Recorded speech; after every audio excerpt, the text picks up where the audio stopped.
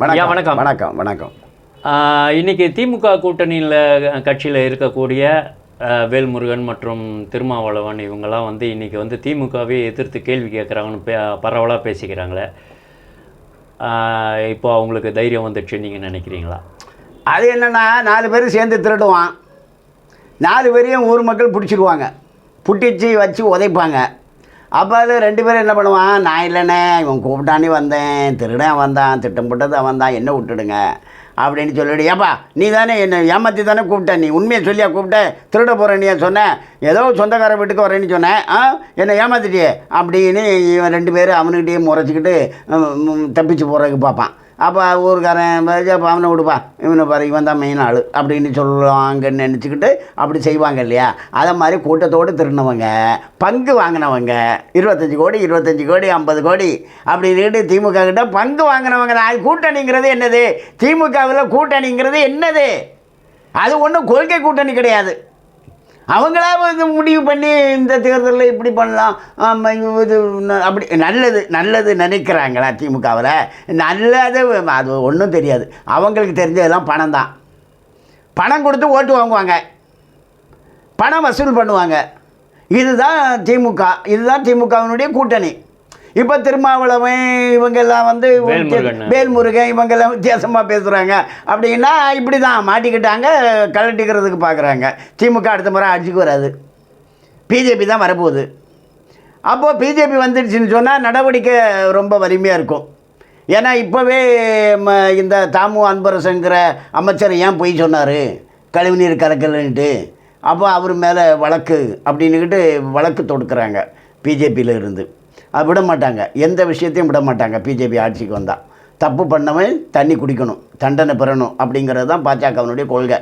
அதனால் நாம் இப்போவே தப்பிச்சுக்கலாம், திமுக மாட்டிக்கிச்சு நாம் தப்பிச்சுக்கலாம், திமுக 26 வராது நாம் ஓடிடலாம் அப்படின்னுக்கிட்டு ஓட நினைக்கலாம் சிலர்.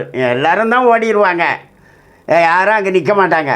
ஏன்னா திமுகவுக்கு வாக்கு வங்கி சரிஞ்சு வருது. திமுக எப்போவுமே சொந்த காலில் ஒரு தேர்தலையும் நின்னது கிடையாது.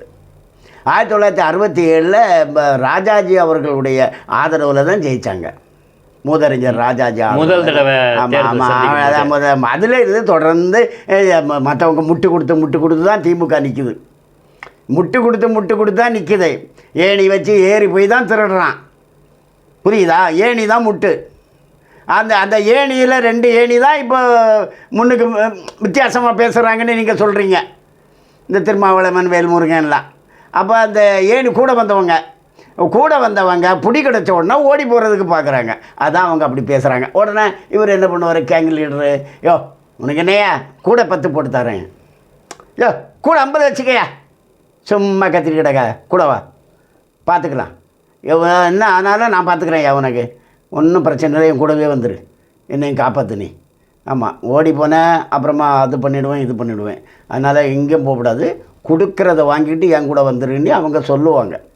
அப்படி அவங்க சொல்லும்போது அந்த தொகை அதிகமாக இருக்கணும் அப்படிங்கிறதுக்காகவும் இவங்க அப்படி பேசலாம்.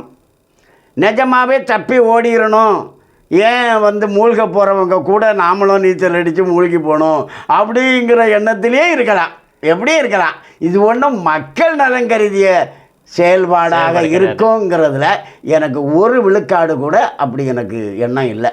அப்படி கிடையாது. மக்கள் நலனுக்கும் இவங்களுடைய பேச்சுக்கும் சம்மந்தம் கிடையாது. ஏன்னா இப்போ வந்து விஜய் வேற கட்சி ஆரம்பிச்சிருக்காரா, சரி அந்த பக்கம் தாவலாமான்ற ஒரு ஐடியா. அவரும் திமுக காரர் தான், அந்த பக்கம் என்ன அதுவும் திமுக தான். விஜய் எஸ்வி சேகர் கருணாநிதி காலை அமைக்க விடுறவர் தான், இவரும் அந்த வீட்டில் வளர்ந்தவர் தான் விஜயும். அவங்க என்ன நினைக்கிறாங்க, திமுககாரங்க திமுகவினுடைய எதிர் ஓட்டு கொஞ்சம் விஜய்கிட்ட போட்டோம், கொஞ்சம் இந்த பக்கம் போட்டோம், பிரிஞ்சு போட்டோம், நம்ம ஆட்சிக்கு வந்துடலாம் அப்படின்னு நினைக்கிறாங்க. அப்படி திமுகவினுடைய ஒரு திட்டத்தின்படி தான் விஜயம் கட்சி ஆரம்பிச்சிருக்காரு. ஏன்னா அவரும் அண்ணா தான் எங்களுக்கு முன்னோடின்னு சொல்கிறாரு, ஈவேரா தான் முன்னோடின்னு சொல்கிறாரு. அவரும் இருமொழி கொள்கை தான், மும்மொழி கொள்கை கிடையாதுன்னு சொல்கிறாரு. அவரும் திமுக கொள்கையை தானே சொல்கிறாரு. அவர் ஒன்று திமுகவுக்கு எதிராக பேசலையே, அப்போ எப்படி அவர் ஆரம்பிச்சு இங்கே இருக்கிறதும் ஒன்று தான் அங்கே இருக்கிறதும் ஒன்று தான் சொல்லிட்டு இப்போ அங்கே போகலாம். அது அதிமுகவுக்கு தான் போவாங்க, அதிமுகவுக்கு போவாங்க. அப்படி தானே இது வரைக்கும் திமுகவுக்கு போவாங்க அல்லது அதிமுகவுக்கு போவாங்க. செந்தில் பாலாஜி அதிமுகவில் இருந்தவர் தானே திமுகவுக்கு வந்தார். திமுகவில் இருக்கவங்க அதிமுகவுக்கு போவாங்க, அதிமுகவில் இருக்கவங்க திமுகவுக்கு போவாங்க. இப்போ அதிமுக திமுகவில் இருக்கவங்க விஜய் கட்சிக்கு போவாங்க, விஜய் கட்சியில் போவாங்க. விஜய் கட்சி அந்த அளவுக்கு வரேன்னு சொல்ல முடியாது. அது ஒரு 2% 3% ஓட்டு வாங்கும். அது அந்த அளவுக்கு வராது. அதிமுக அளவுக்கெல்லாம் வர முடியாது. அது அந்த கணக்கில் அது வரல. அதிமுகவுக்கு போவாங்க, அது இங்கே போவாங்க, அங்கே போவாங்க. அவங்க அப்படி பண்ணுவாங்க.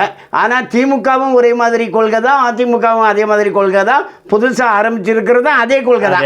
எல்லாம் ஈவேரா கொள்கை தான், எல்லாம் அண்ணாதுரை கொள்கை தான்.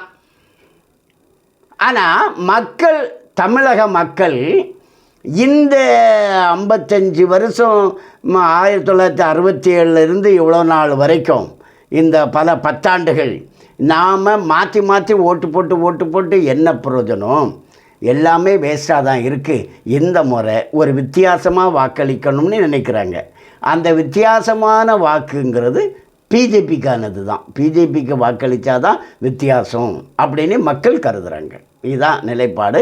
அதனால் திமுக கூட்டணியில் இருக்கவங்க எல்லாரும் ஓட போகிறதுக்கு தான் பார்ப்பாங்க. ஏன்னா திமுக அடுத்த வாட்டி வராதுங்கிறதுனால.